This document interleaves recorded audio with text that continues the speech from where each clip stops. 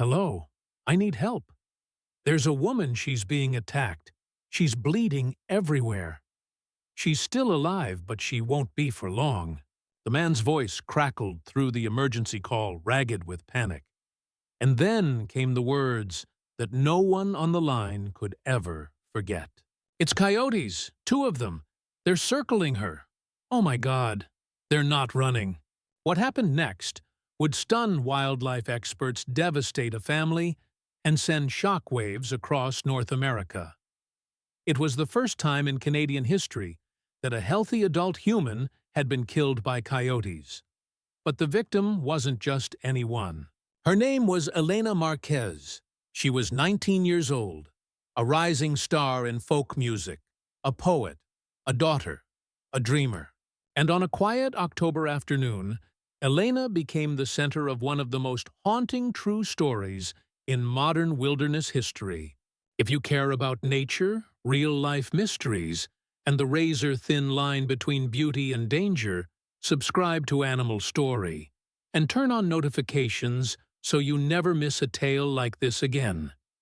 We bring you true stories from the wild that are as unforgettable as they are chilling. Elena Marquez was born on August 27, 1990, in Toronto, Ontario, a city bursting with ambition and noise. But even in the chaos of city life, Elena stood out. She had that rare kind of presence, the kind that doesn't just ask for attention, it quietly commands it. By the time she was 18, she was already writing songs that sounded like they belonged to another era. Her lyrics were raw, reflective, and wise beyond her years. Her voice, clear, haunting, and unforgettable. The kind of voice that made an entire room go silent, not because it was loud, but because it was honest. In early 2009, Elena released her debut album, For Your Consideration. The reviews were immediate and glowing. Critics called her the future of folk music. CBC labeled her a breathtakingly accomplished young artist. Festival organizers from coast to coast began to take notice. But Elena wasn't chasing fame. Not in the way most young musicians do. She wasn't drawn to flashing lights or sold-out arenas. What she craved was something simpler, something quieter. Stillness, authenticity, a connection to the natural world. She often found inspiration walking through city parks or hiking trails, notebook in hand, sketching out lyrics between footsteps. Nature wasn't just a backdrop to her music, it was part of her identity. She believed that the wilderness held stories. Stories you could only hear if you listened closely enough. So when her 2009 East Coast tour brought her to Nova Scotia, Elena did what felt natural. She stepped off the stage and into the wild. Her next performance was still a few days away, and she had a rare afternoon free. It was late October, and the trees were dressed in the full blaze of fall. She decided to visit Cape Breton Highlands National Park, home to some of the most breathtaking scenery on the Canadian Atlantic coast. And at the heart of that park was a trail, the Skyline Trail, famous for its panoramic views, its dramatic cliffside boardwalk, and its peaceful silence. It was exactly the kind of place where a songwriter might go to breathe, to reflect, to be alone without feeling lonely. She parked her car, slipped on her hiking boots, shouldered a small backpack, and stepped into the trees. Elena had no reason to be afraid. This was a national park, well-mapped, well-maintained, regularly patrolled. If there was any danger at all, it wasn't something the average visitor would ever consider. She'd walked countless trails before. This was supposed to be just another quiet afternoon among the trees. But what no map could show her, and what no ranger could have warned, was that something was watching. Because hidden in the brush just beyond the bend were eyes. And they weren't admiring the view. They were calculating, following, and they were hungry. Elena Marquez had always felt most herself when surrounded by nature. To her, the wilderness wasn't just scenery, it was sacred. It quieted the noise in her head and made space for music. real music. The kind that didn't come from charts or producers, but from somewhere deep and still. So when her tour schedule gave her a free afternoon in Nova Scotia, she didn't head for a hotel spa or a coffee shop downtown. She headed for the wild. That October day was crisp, clear, and impossibly beautiful. The kind of day photographers dream about, and poets try to capture in stanzas. The leaves had already turned the reds and golds, igniting every tree like fire. The air was cool enough for a jacket, but warm enough to make you want to stay outside. It was, by all accounts, a perfect day for a hike. Elena drove the winding Cabot Trail, a coastal highway that hugs the cliffs of Cape Breton Highlands National Park. Tourists come from all over the world just to drive it, pulling over to snap photos of the ocean crashing against the rocks hundreds of feet below. But Elena wasn't just sightseeing. She was searching for silence, for solitude, for that feeling only nature could give her. Her destination was the Skyline Trail, a 7-kilometer loop that winds gently through spruce forest before opening to a breathtaking cliffside view of the Gulf of St. Lawrence. It's a well-maintained, well-loved path, perfect for spotting moose bald eagles and the occasional fox. Hikers often stop along the boardwalk to take selfies or eat sandwiches while staring out at the endless sky. Elena parked her car around midday. There were a few other vehicles in the lot, but it wasn't crowded. She laced up her boots, pulled her light jacket close, and started walking. She didn't carry much, just a small backpack with some water, a snack, her phone, and probably a notebook. Maybe she thought she'd jot down some lyrics if inspiration hit. Maybe she just wanted to listen. The forest has its own rhythm, and Elena knew how to walk in time with it. The trail was quiet. Just the crunch of gravel underfoot, the breeze rustling through the evergreens and birds flitting in and out of the treetops. Every now and then, she'd stop and breathe it all in this wide, wild stillness. She wasn't in a rush. But what Elena didn't know was that something else was on the trail that day, and it wasn't admiring the view. Not far from where she walked, tucked into the brush, and shadows a pack of eastern coyotes had picked up her scent. These weren't the mangy road-crossing scavengers people are used to seeing near suburbs. These were different, bigger, bolder, and much, much smarter. In this part of Nova Scotia, coyotes aren't always just coyotes. Many carry wolf DNA, the result of generations of interbreeding across North America. The hybrid makes them larger, stronger, and far more unpredictable. There had been whispers before. Locals had shared uneasy stories, livestock, disappearing hikers, feeling followed, even growls heard just off trail. But nothing serious. Nothing like this, because coyotes don't attack people. Or at least, that's what everyone thought. Elena had no reason to suspect anything. She walked under a sky laced with autumn clouds, her breath visible in the chilly air. The trees whispered like they always had. A squirrel darted across the trail. Birds scattered into the canopy. Everything felt normal. But in the hush between those natural sounds, something else moved. Slowly, silently. A shape in the underbrush. Golden eyes tracking every step. Muscles coiled. Breath held. It didn't see a musician, or a girl, or even a human. It saw prey. Maybe Elena paused at one of the scenic outlooks where the forest opens up and you can see forever. Maybe she took a deep breath, closed her eyes, and smiled. What she couldn't have known was that just feet away she was no longer alone. There was no growl, no warning, no Hollywood moment of sudden realization, just the slow creeping dread that something was wrong. Something was coming. And by then, it was already too late. There's a kind of silence in the forest that feels sacred. It's the hush that comes after the wind dies down, after the birds stop chirping, after even the squirrels freeze on the branches, tails stiff listening. That was the silence that surrounded Elena Marquez. She had been walking for over an hour. The path was gentle, winding through tall spruce trees and rolling meadows. At times, the trail opened into breathtaking views of the ocean below, a blue that stretched forever, broken only by cliffs and waves crashing in the distance. It was the kind of place you might sit and write a song. Maybe she did. But somewhere in that quiet, something shifted. The birds had gone. The rustle of animals in the underbrush had stopped. Even the wind felt different, thinner, tighter.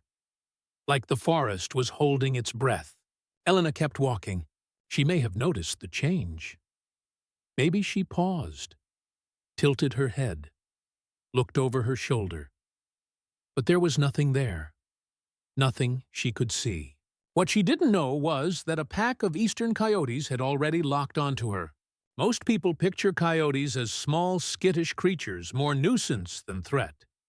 But these weren't typical coyotes. These were hybrids, many carrying wolf DNA.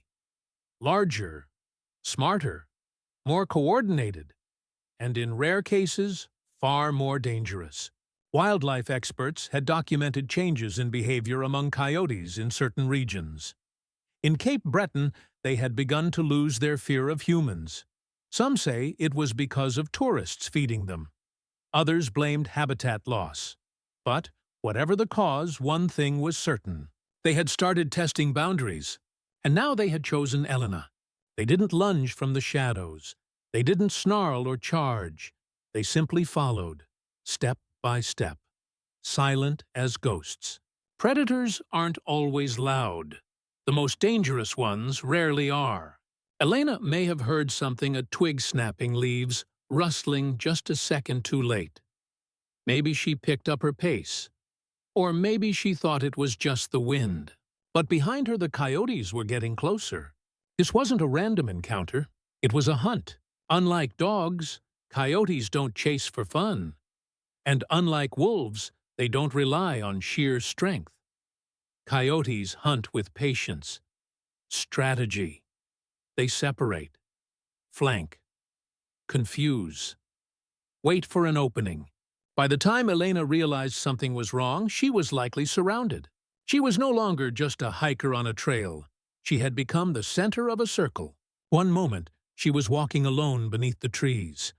The next, there was a flash of fur, a growl, a set of teeth.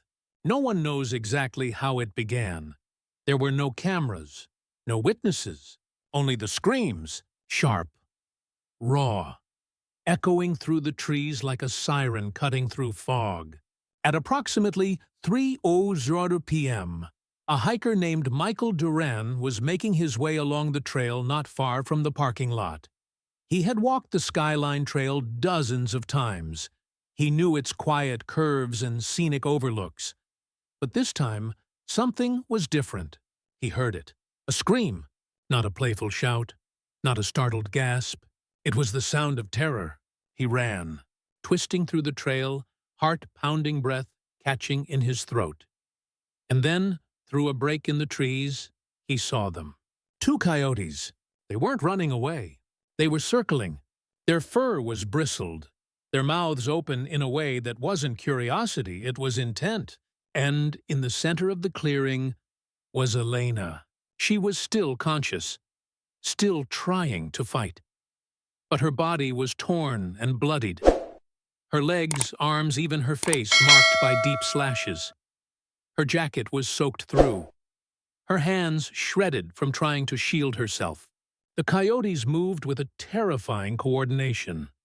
One would dart in while the other feinted, testing her, wearing her down. They weren't scavenging. They were attacking.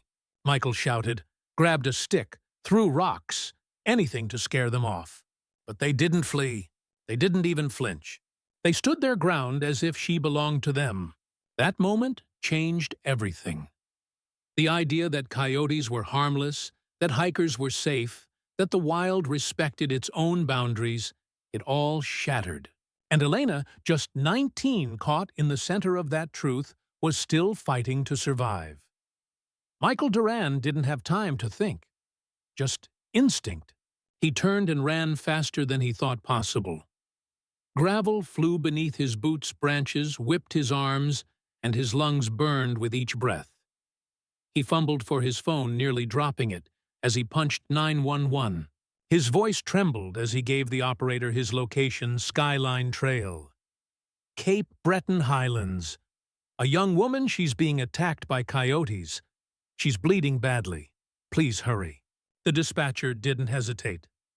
Emergency responders were dispatched immediately. A call went out to park rangers already in the area. Within minutes, a team was on their way, armed and moving fast. But the forest is not a place of straight lines. The Skyline Trail, with all its beauty and serenity, twisted and dipped. Every step forward felt like it took too long. Every turn revealed more trees, more sky, but not Elena. Not yet. Meanwhile, back at the clearing, Elena Marquez was still fighting.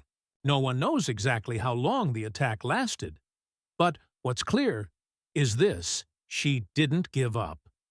Her body bore the marks of resistance scratches, defensive wounds, deep lacerations on her arms and hands. She had tried to protect herself. She had tried to stand up. But the coyotes weren't acting like normal predators. They were relentless.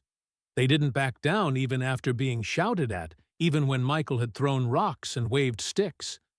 They weren't scavenging. They were claiming. When rangers arrived, the scene stopped them cold. 2 coyotes stood near Elena's body, blood on their fur, their ears' flat teeth bared. One of them growled, the other circled. The rangers shouted, fired warning shots. One coyote bolted into the trees, but the other stayed. For a moment it simply stared at them, unmoving, unblinking, as if daring them to come closer. Then, with a flick of its tail, it disappeared into the underbrush. What was left behind was a scene none of them would ever forget. Elena lay in the dirt and fallen leaves, her jeans shredded, her jacket soaked through. Blood pooled around her. Her hair matted with dirt and crimson. Her face bruised and torn. But somehow, miraculously, she was still alive. Barely. One ranger would later say, "It was the most brutal thing I've seen in 15 years on the job." But she was still breathing. They rushed to stabilize her, applied pressure to the wounds, covered her with jackets to fight off shock. Someone called in for air support. A medevac helicopter was dispatched to the nearest clearing, nearly 400 kilometers from Halifax, where the best trauma team in the region awaited. Time was everything now. Every second mattered. The rangers didn't speak much. They just worked fast, efficient, focused. Elena drifted in and out. Her eyes opened once. She tried to say something, but her lips barely moved. Then they were gone again. The wait for the helicopter felt eternal. When it finally arrived, the sound of rotors sliced through the silence like a lifeline. The team loaded her carefully onto the stretcher. Every movement had to be precise. Her body was fragile, broken in places the human eye couldn't even see. As the helicopter lifted off, its shadow cut across the trees below, and the forest went quiet again. But this time the silence didn't feel peaceful. It felt wrong, heavy, as if the woods themselves knew what had happened. Back on the ground, rangers began to secure the area. A full investigation would follow. But in that moment, there was no time for theories. No time for why. Only if. If she could make it. If the trauma team could save her. If the girl with the guitar and the voice that stilled rooms could somehow find her way back to music, to life. Inside the chopper, the medics worked feverishly.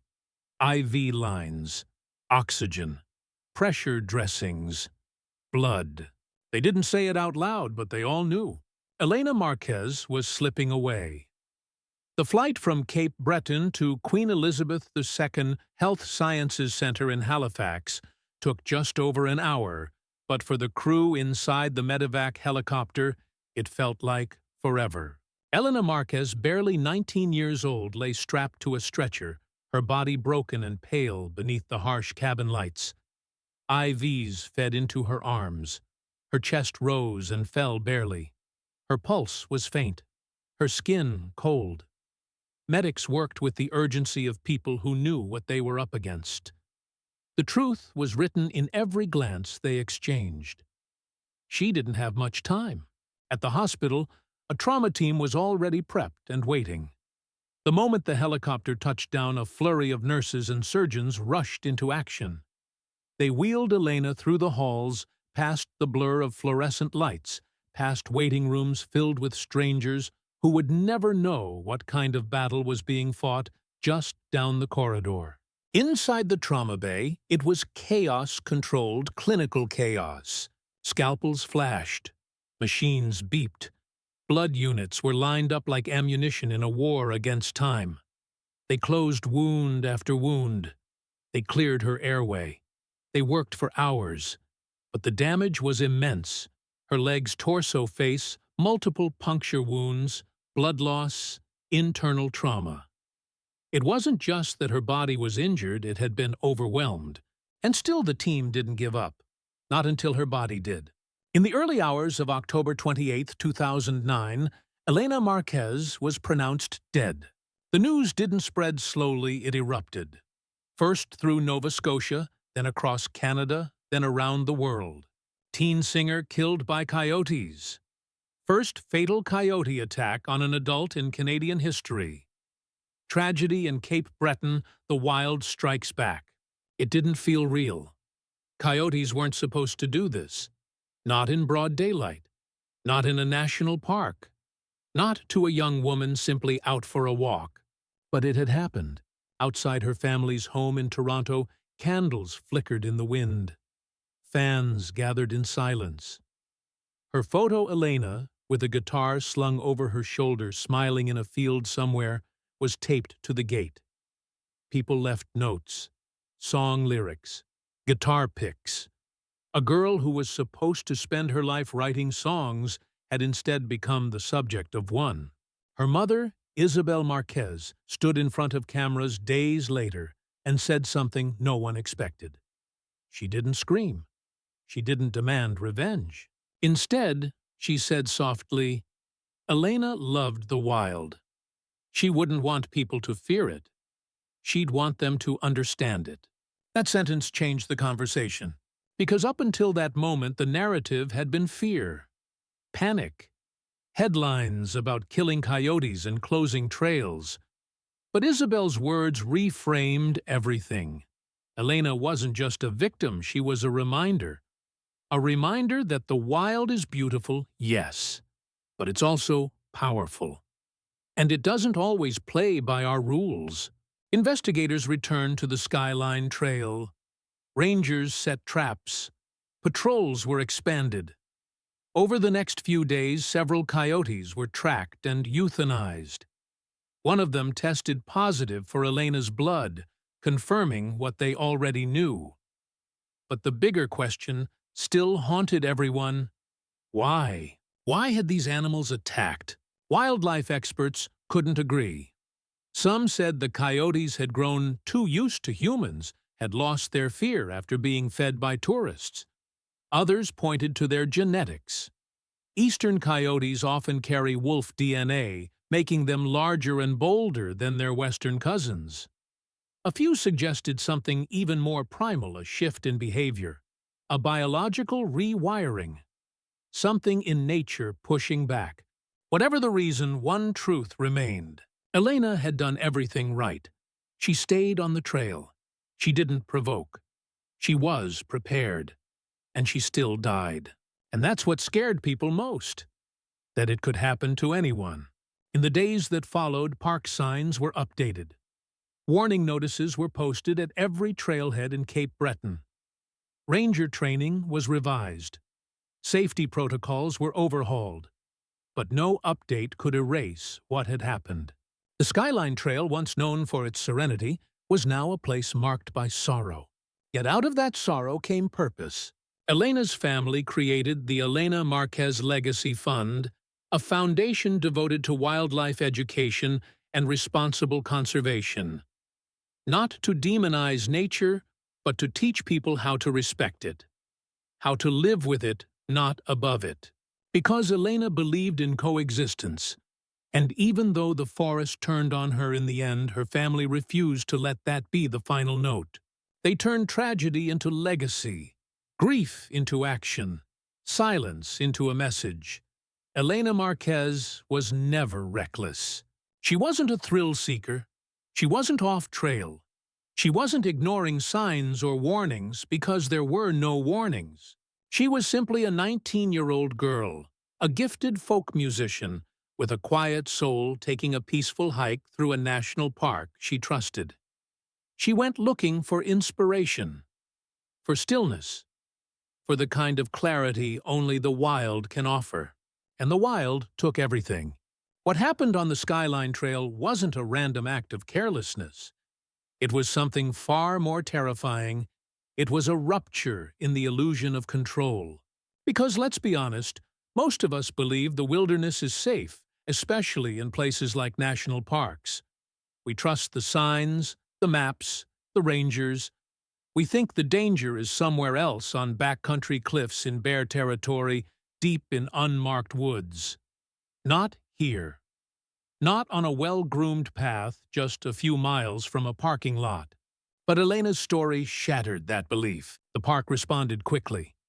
Signs were posted at every major trailhead warning about wildlife presence.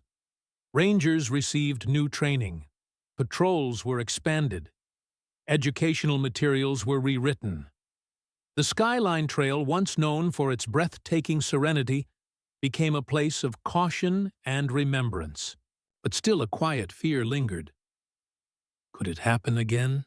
Because the truth is, the wild doesn't care who you are. It doesn't care if you're a rising star or a weekend hiker. If the balance shifts, if an animal decides to act outside its expected pattern, no badge or trail map will stop it. And yet in the wake of Elena's death, her family refused to let fear win. Her mother, Isabel, continued to speak publicly with incredible grace. She never demanded retribution. She never called for the coyotes to be hunted into extinction. Instead, she channeled her grief into purpose. The Elena Marquez Legacy Fund now works to bridge the growing disconnect between people and the natural world. It supports wildlife research funds, educational programs, and urges hikers and tourists to see the wild not as an Instagram backdrop, but as a living, breathing force that demands respect. Elena's guitar was found days after her death, still in the back of her car. The strings untouched. A notebook beside it filled with half-written lyrics. Some pages had water damage. Others were legible. One of the last lines she had scribbled read simply, "Silence isn't empty. It's full of answers." We'll never know what that lyric was meant for, what song she would have built around it. But somehow, it feels like she was already hearing something the rest of us hadn't yet understood. That silence in the forest isn't just peaceful. It's powerful. Sometimes beautiful. Sometimes dangerous. And sometimes both. Her story doesn't have a happy ending. It doesn't offer closure or an easy moral. But it does leave behind a question, one that echoes through the trees of Cape Breton and through every trail across the continent. What does it really mean to respect nature? Have we grown too comfortable with the illusion of safety in wild places? And if something like this could happen to someone like Elena, what can we learn from it before it happens again? We want to hear from you. Have you ever had a close call in nature? Do you believe wild animals are becoming bolder? How should we balance adventure with awareness? Drop your thoughts in the comments below. Share this story with someone who hikes camps or simply loves the outdoors. And if Elena's story moved you, don't let it fade into the forest. Subscribe to Animal Story for more true, powerful, and sometimes heartbreaking stories from the wild edge of life. Real people, real places, nature unfiltered. Because some stories aren't meant to be forgotten. They're meant to be remembered like a final note that still lingers long after the music stops.